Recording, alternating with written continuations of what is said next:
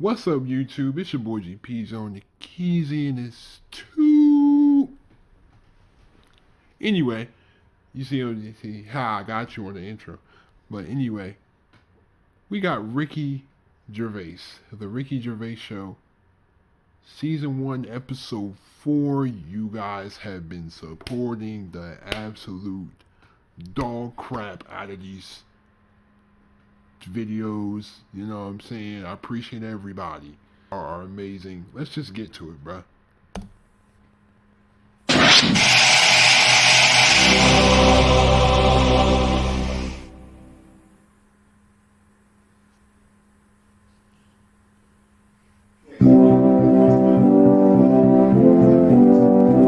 For the past few years, Ricky Gervais, Stephen Merchant, and Carl Pilkington have been meeting regularly for a series of pointless conversations. This is one of them. Testing. Is that all right?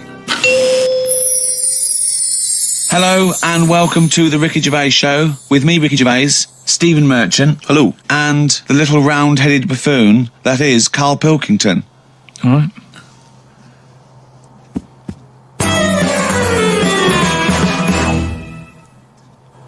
I got a text from Carl yesterday, Steve. A text from Carl, yeah. Yeah. I'll just read it to you. Okay, see you to Moz for a face rub at 6:30 then. No bum tubes, though. So I was intrigued, and I called Carl and said, I think you've just sent me a text by mistake. What's the explanation of that? My mate, right, Russell, he said, you know, there's things that go on in life that you need to experience. Yeah?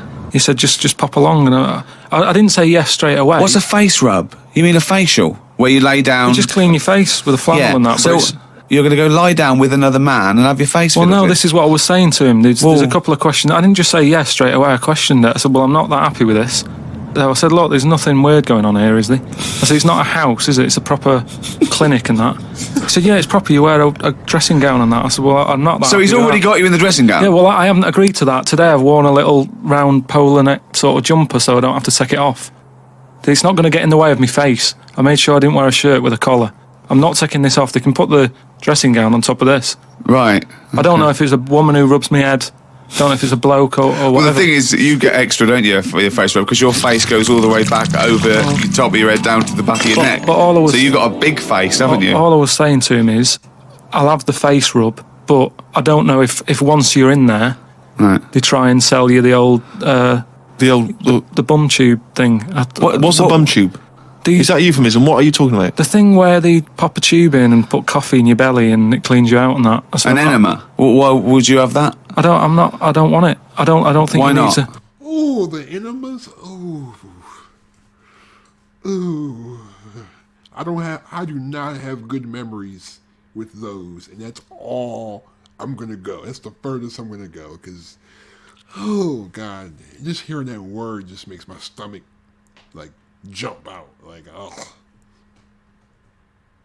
Just because I think I've said to you before about, you know, you don't need to be that clean inside. Do you know what I mean? I don't mind washing my face, but what occasion do you need where you're that cleaned out?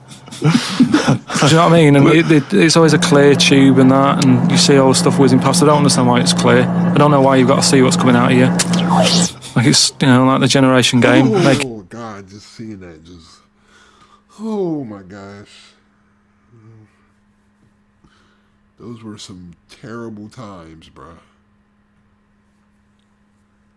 Making notes of what's whizzing past. Forget it.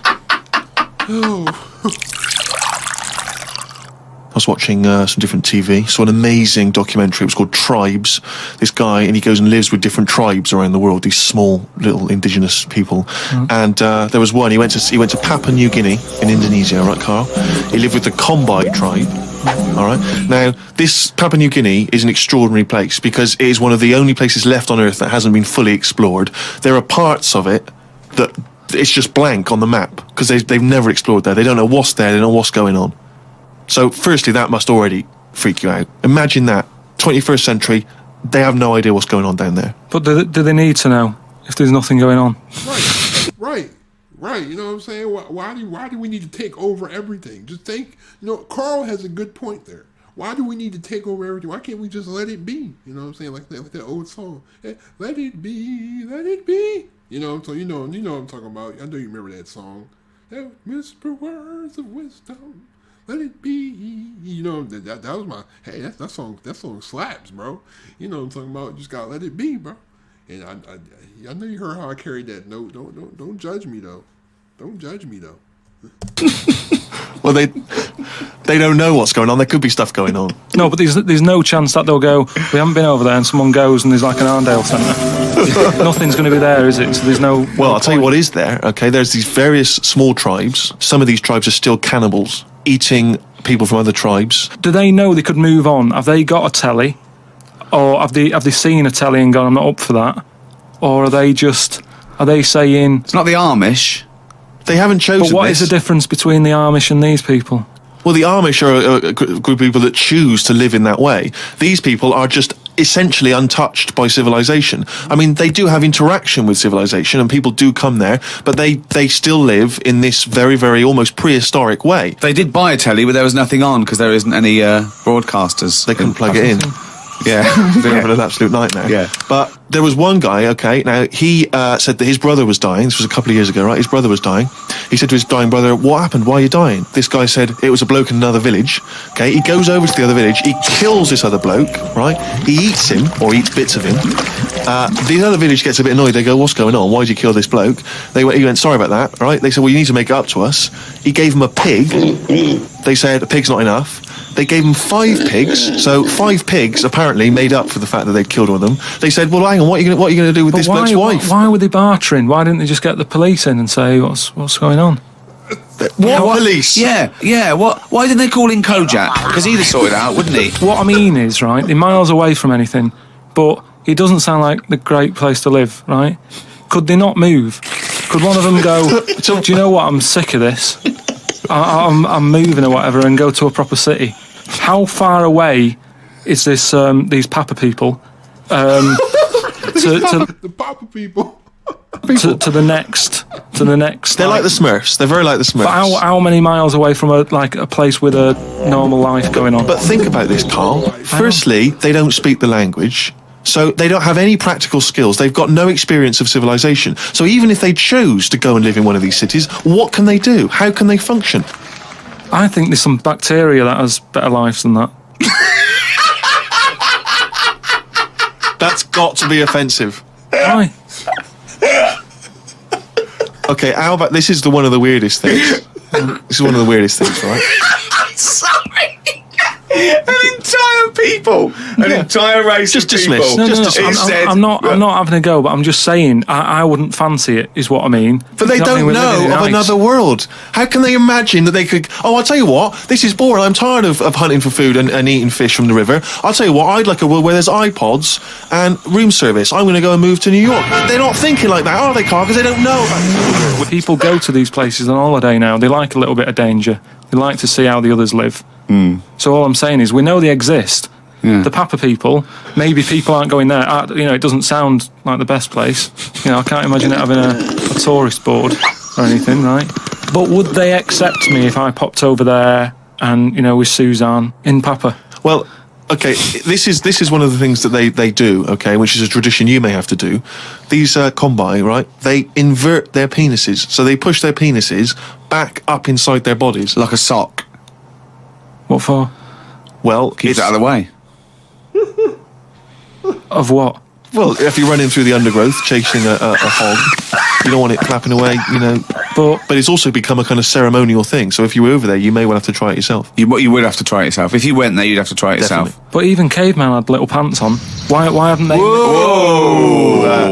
Slow down. Rewind. What do you mean? Again, you've been watching the Flintstones. No. It's just Is it a leopard skin pair of pants that's actually quite a... Go on. But it's a well-known fact that they wore bear pants or whatever. Bare pants. What do you mean bare pants? No. Listen, you are a qualified anthropologist. So what? I mean that whenever you see them on footage or in a museum, footage. Yeah. Whenever you see that, Well, it's a bit shaky, isn't it? It's black and white as well, isn't it? Caveman footage. you always see them wearing a little bit of fur little pants and that. So what I'm saying is, even though what year is it to these people in the woods? I don't know what this conversation is anymore. He's just clutching at straws. His mind, it's like a fly. His mind, isn't it? It's just buzzing round. It's trying to find a window. It is just like hitting against pieces of information, but then just bouncing off. Yeah, Dazed, perplexed.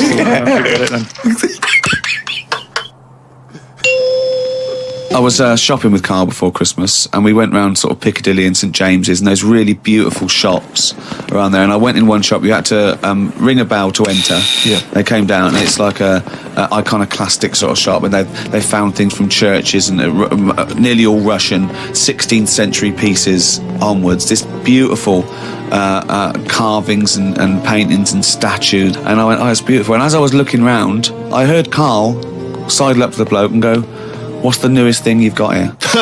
Yeah, sure, that's his first thought. I mean, that is the wrong question to ask of a man who's clearly in antiques. Yeah. Proud of the fact he's got 16th century iconoclastic Russian stuff, to ask, what's the newest thing you've got here? What sort of question is that? Oh, I don't know, probably the doorbell. I don't know, what does he want out of my shirt? What were you thinking? Looking for? I think it's an all right question, because he was saying there's loads of old stuff in there, and he kept going on about the old stuff. So what is to say? Well, what's the newest thing you've got? And what? So if he has a bunch of old stuff, then he probably should have some new stuff. I mean, I understand the way he thought, though. Do you know what he said to it? The other question he asked him? He said, how often do you get new stuff in? And I said to him, why did you ask that? He said, well, I was thinking, if you got antiques and you sell it all, what's left? Like someone's going to sell all the antiques in the world because they're not making any new stuff. What does that mean? They're not making any new stuff. But I know for a fact no one's ever going to go in there and buy the lot anyway. I mean, I've never seen anything like it. I'm not at any point in my life, and I don't think it'll ever happen, will I go, I need some old Russian wood. Because it was brilliant. No, Steve, no. It was beautiful. It's amazing stuff. There's stuff. There's these things from the 16th century of sort of like saints and monks, and they're carved. But and there's loads of it. It's just all piled up. No one's interested. If I was him, I'd go, do you know what? I'm into this, but no one else is. Close shop. Because seriously, it's just piles up on piles of like old bits of wood with pictures on it and that. But just think of a man 400 years ago that carved this. No, but nobody wants it, do they? I've never heard anyone say, oh look, it's my birthday coming up. I'll tell you what I'd love. What? A bit of old Russian wood. It doesn't happen.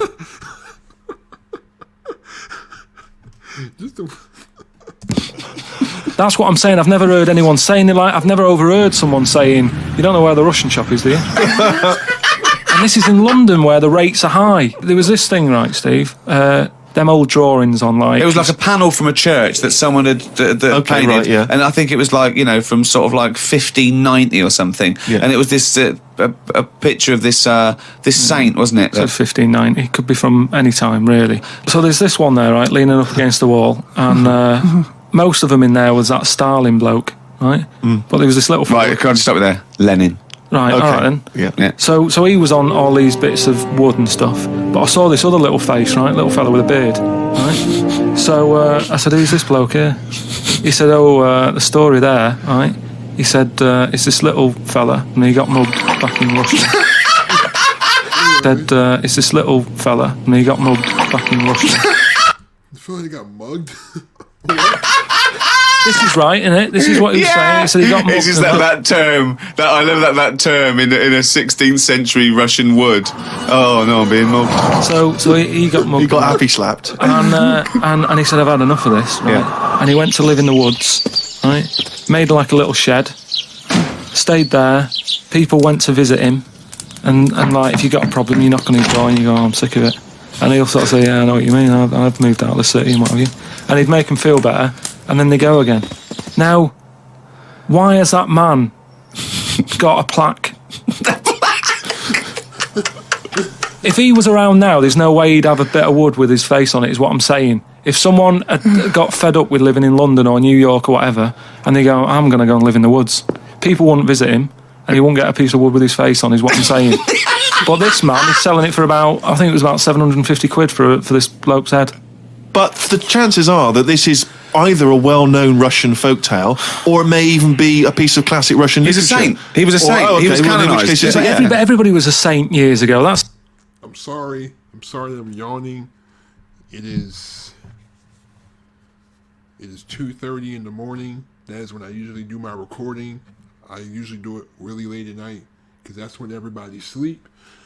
So if I yawn a lot, please excuse me because I stay up really late to make these videos. So yeah, just letting you know. seems to be like thrown about, doesn't it? He was a saint now. Name him one now. Yet this fella lived in the woods in a hut. Oh yeah, that's Saint John or whatever.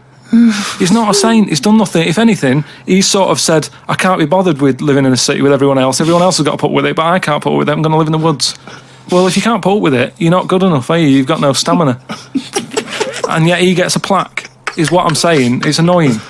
Who would you like to see get a plaque in the modern world? Who deserves a plaque, in your opinion? Probably like nurses and that who do a lot of bad things that I think I couldn't do that. Carrying lungs about and all that. No, but I couldn't do you know what I mean? That's one job that my mum wanted me to be a doctor. Whoa! What was she thinking? Oh, what's her expectations like now? Apple didn't fall far from the tree. Oh, when did she start giving up that dream? At what age did she start going, Carl, you don't need to study your books anymore. Go and play with the worms in the garden. When did she sort of like let you off that dream? Is it the day that she caught you with a spoon up your nose?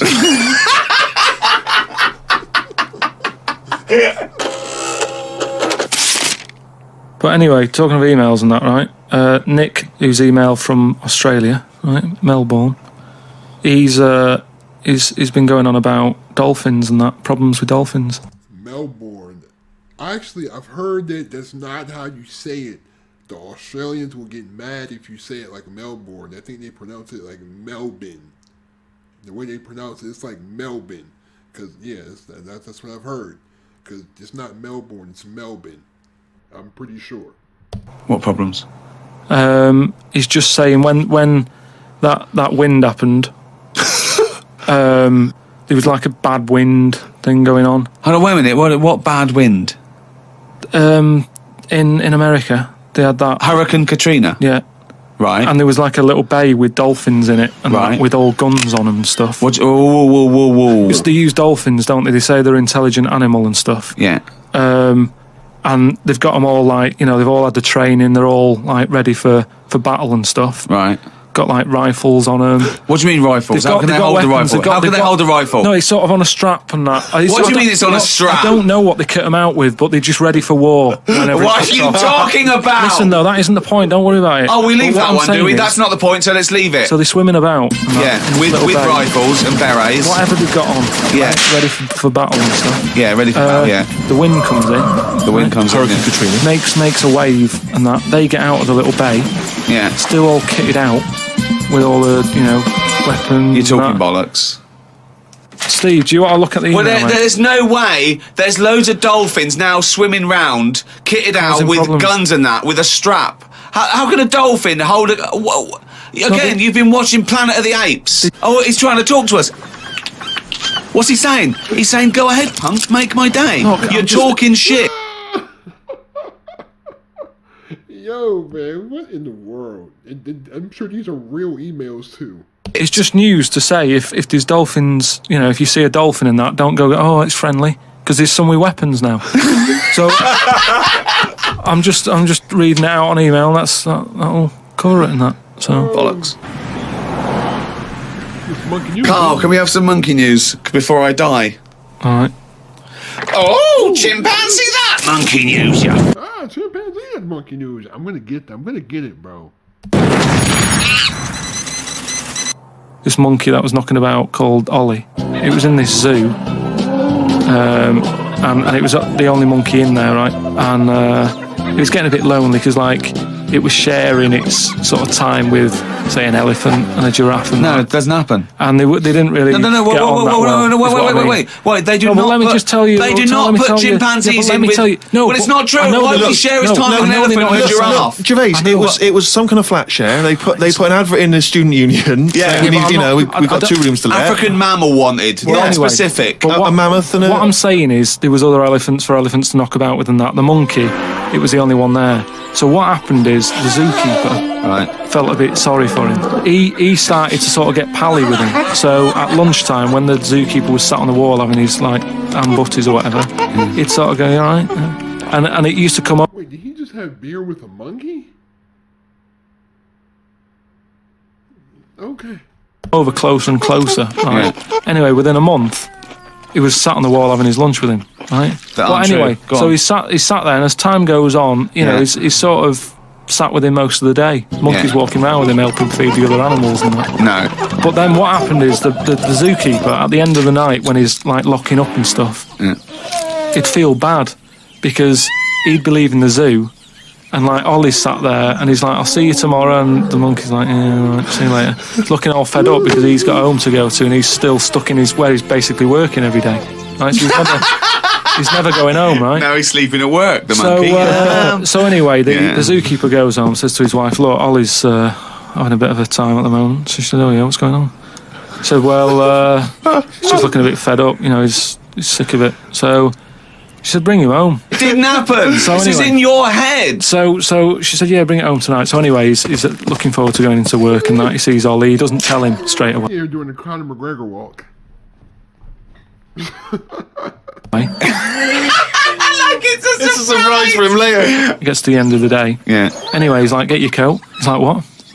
Coat? What do you mean, get your coat? Whatever the equivalent is, right? Whatever you say to a monkey, it was kind of like, you know, "You coming with me," sort of thing. Right. So he's going, "Oh, brilliant." Anyway, No, he's not. so What do you mean he's going brilliant? He takes Look, it home. so he gets his hat and coat. And he Can't believe his luck, right? He goes back to the zookeeper's house. Everything's going well for about a week and a half. Right. Treating him really well. He's sat there, you know, he's having a brandy at night before he goes to bed. So he said to his wife, "Look, you're at home all day, right? Oh, jeez. I'm going to work. I'll leave it with you, right?" So Ollie stays at home. Yeah. Anyway, as time goes on, Yep. a little bit of trouble. Whilst the fella's busy at work, Ollie starts getting a little bit cheeky. Tries it on with the missus. Whoa. Right. How does a Carl. monkey try it on with the missus? Are you So this talking shit? is classic monkey news. And How does it try it on with So the he's a missus? bit drunk. He stinks of smoke. He tries it on with the missus. How does he try it on with her? I don't know all the detail. You don't on know that any bit. of the I don't know the details. detail on that bit. But You don't all I know any of the No, I don't know details. the details on that bit. You but don't I know any of the details. So what happened? So while the zookeeper's away, the monkey did play. Did the zookeeper's wife reciprocate these affections? She probably went along with it at first. You know, she's cooking at home, getting the tea ready. That's walking past, pinching her ass or whatever. And it's, do you know what I mean?